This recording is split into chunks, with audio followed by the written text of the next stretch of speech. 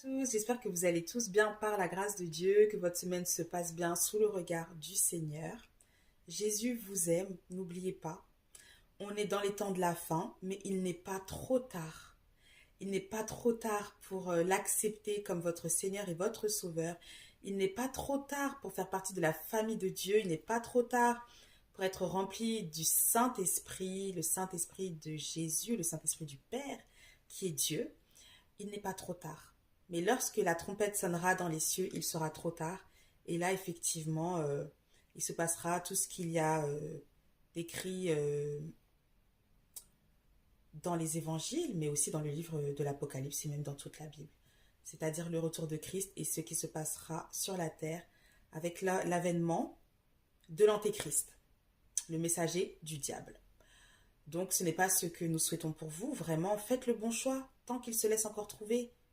Faites le bon choix. Le fait que vous entendiez toujours la même chose depuis des années, ce n'est pas pour rien. Et si vous ne croyez pas, demandez-lui. Demandez à Dieu, qui es-tu? Et il vous répondra. Parce qu'il est amour, il n'a pas donné sa vie sur la croix afin que vous puissiez périr éternellement. Ce n'est pas sa volonté. Il est mort, il est ressuscité pour l'humanité, pour tous les hommes, pour tous ceux qui ont décidé de croire en son existence, de croire en sa divinité, de croire au fait que Jésus soit le Fils de Dieu. Donc, voilà. Mais encore une fois, Dieu ne force personne et nous, ses serviteurs, nous ne forçons personne également. Donc, que Dieu vous bénisse. Jésus vous aime. Ne l'oubliez pas. Et il est encore là. Amen. Tant que l'Église est sur la terre, pour prier, pour encourager, pour délivrer, pour guérir, pour aimer, poussé par le Seigneur, ça va. Mais après le retour de Christ et l'enlèvement de l'Église, ça n'ira pas. Voilà. Qu'est-ce que j'allais dire?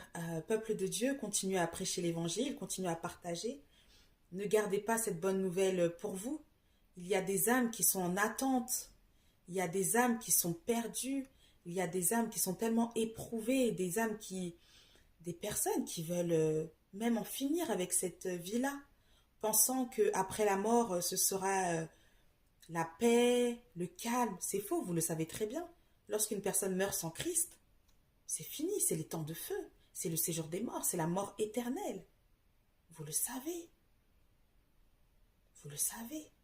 Alors de la même manière où Dieu vous a sauvé, agissez.